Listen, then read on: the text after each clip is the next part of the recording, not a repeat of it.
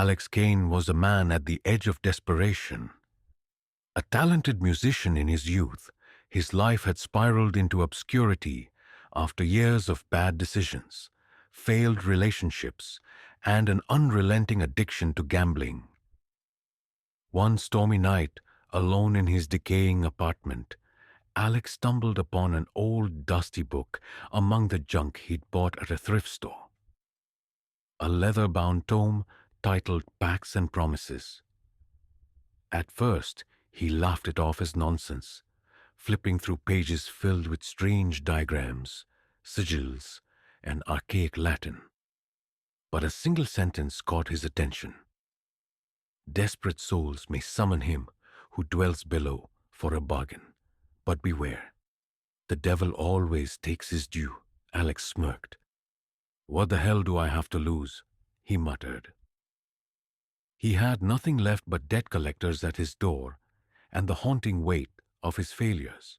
Fueled by a mix of curiosity and despair, he lit a few candles, scrawled the intricate sigil from the book onto his apartment floor, and recited the incantation. The room chilled instantly, and the candle flames dimmed, flickering as if struggling to stay alight. Shadows danced unnaturally across the walls, and the faint scent of sulfur filled the air. Who calls? A deep velvet voice resonated from behind him. Alex spun around. A man stood there, tall, impeccably dressed in a dark suit, his eyes black as coal, but gleaming with something ancient and terrible. His smile was both charming and unnerving, revealing too many teeth.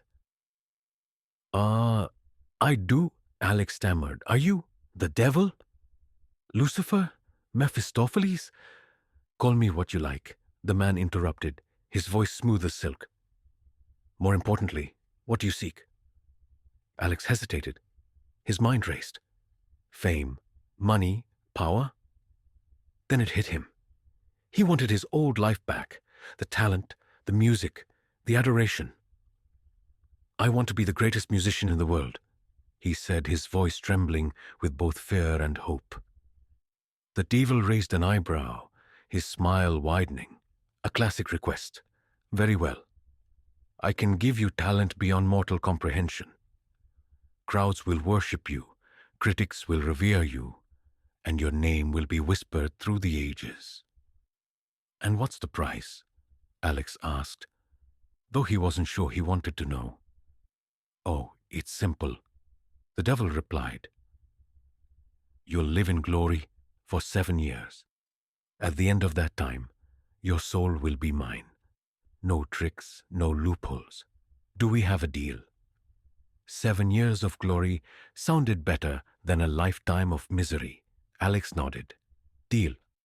The devil extended his hand, and Alex hesitated before shaking it. The moment their hands touched, a searing heat shot through his body.